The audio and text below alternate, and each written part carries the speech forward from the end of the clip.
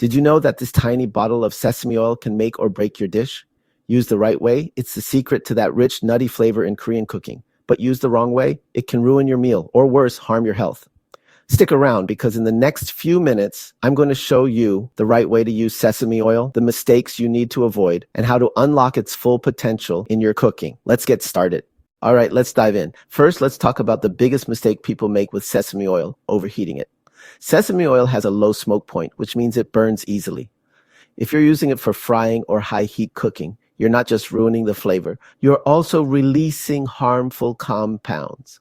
Instead, use it as a finishing oil to drizzle over dishes like bibimbap or soups for that perfect nutty aroma. Next, don't overdo it. Sesame oil is super concentrated in flavor.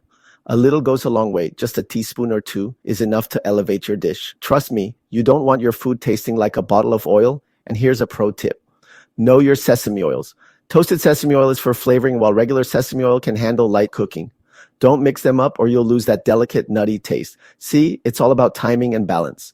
Now you know how to use sesame oil like a pro. If you found this helpful, hit that like button, subscribe for more cooking tips, and let me know in the comments, what's your favorite dish to